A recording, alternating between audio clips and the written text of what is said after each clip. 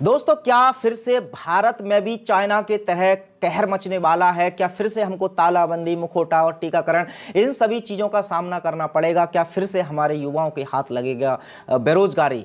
भारत के प्रधानमंत्री ने क्यों बुलाई है उच्च स्तरीय मीटिंग?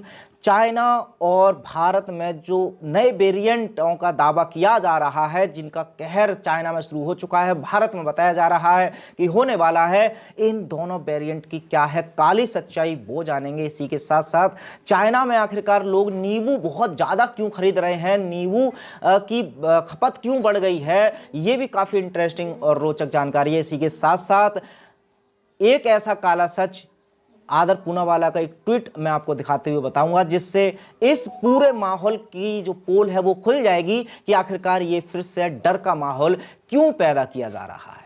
ये वीडियो इतनी ज्यादा महत्वपूर्ण है कि इसको सिर्फ खुद ही नहीं देखना है, कम से कम 10 से 20 लोगों के साथ कहीं ना कहीं सोशल मीडिया पर जिसके माध्यम से आप शेयर कर सकते हैं, जरूर कर दीजिए, क्योंकि समय रहते जाग जाएंगे वो लोग ही अपने आप को बचा पाएंगे, वरना अब की बार जो षड्यंत्र रचा जा रहा है ये अब तक का सबसे हो सकता है खतरनाक षड्यंत्र। वीडियो में लास्ट तक बने रहना।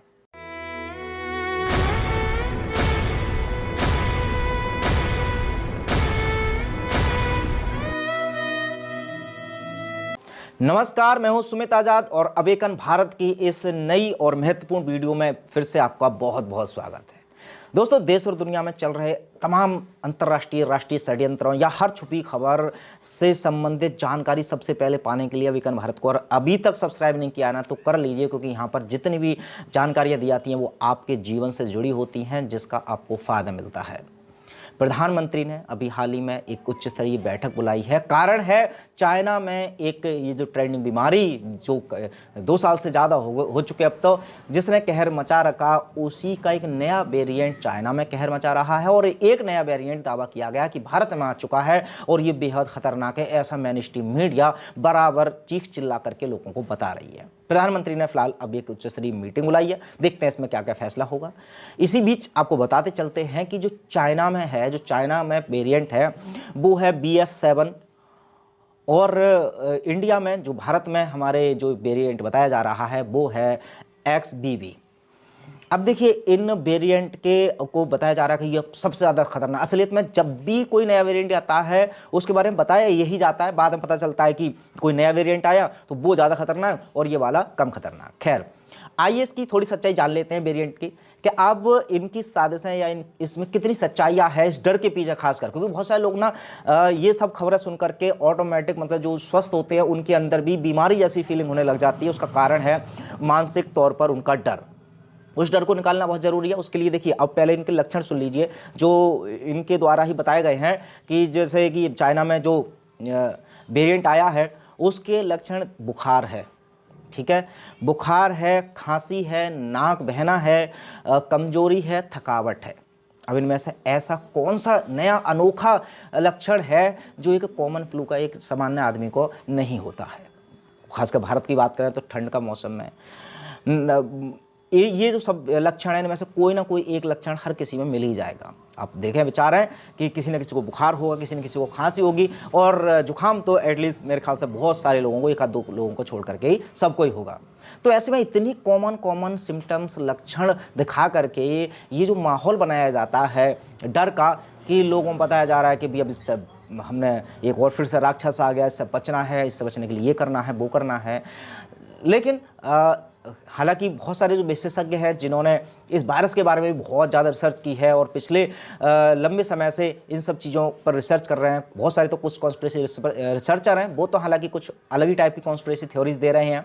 उन्होंने पहले ही बता रखा था कि ये खेल 2025 तक चलेगा, तो मतलब चलेगा, लेकिन उनकी बातों पर कोई यकीन नहीं करता था। हमारे चैनल के माध्यम से भी मैंने बताया था उन कॉन्स्पिरेसी थ्योरीज के बारे में कि बहुत सारे लोग ये कह रहे हैं और बहुत सारे रिसर्च पेपर सामने आ रहे हैं और वो दावा कर रहे हैं कि इस बीमारी का जो खेल था पहले से ही पता था कि ये शुरू होगी, और ये भी अब पहले से पता है कि 2025 तक तो एटलीस्ट इनका चलना ही है ये ड्रामा, अलग अलग टाइप से। लेकिन जिस तरह से अब केसों की संख्या लगातार घट गई थी, लोग कहने लग गए थे अरे नहीं अब तो सब कुछ ठीक है, अब कोई साजिश कोई षड्यंत्र नहीं रचा जा रहा। लेकिन अब लगता है शायद उन कॉन्स्पिरेसी थ्योरीज में भी कुछ ना कुछ फैक्ट नज़र आ रहे हैं। अब देखिए, सवाल ये बनता है कि आखिरकार ये फिर डर वर ये सब माहौल क्यों, क्या उद्देश्य है, भी डराने वालों को क्या फ़ायदा? तो पहली बात तो देखिए, डर का सबसे बड़ा फायदा होता है उस इंसान को जो डर का व्यापार करता है। तो यहां पर मैं किसी का नाम नहीं ले रहा, लेकिन एक ट्वीट दिखा रहा हूं आदर पूनावाला जी का। उन्होंने एक ट्वीट किया है कि चाइना में चूंकि कहर मचा हुआ है, भारत को घबराने की कोई आवश्यकता नहीं है, क्योंकि भारत में तो आदर पूनावाला जैसे बहुत ही क्रांतिकारी, बहुत ही जनता का शुभ सोचने वाले और एक देवता के समान ऐसे व्यक्ति हैं जिनके पास इस बीमारी से बचने के लिए एक हथियार है, और वो है टीका। कह रहे हैं कि भी आप टीका लीजिए, जो एक्चुअल में उनका स्टॉक वैसे भी बचा हुआ था काफ़ी लंबे समय से। तो ये एक मौका, और उन्होंने सुझाव दिया, जाहिर सी बात है जिसके पास जो होगा उसी का सुझाव देगा। तो उन्होंने कहा कि घबराने की कोई आवश्यकता नहीं है, लगातार हम टीका पर फोकस रखेंगे, और भारत में इससे पहले ही खतरा है, उससे पहले ही इन टीका को लगाना शुरू कर दें। मैं सरकार से भी चाहूँगा कि वो भी इसमें साथ दे, वो तो खैर देती है वैसे भी। तो ऐसे में आदर पूनावाला जी जिस तरह से चिंता जाहिर कर रहे हैं इस ट्वीट के माध्यम से, तो बड़ी आसानी से समझा जा सकता है कि इन सब पूरे खेल के पीछे आखिरकार असली खेल कौन सा है।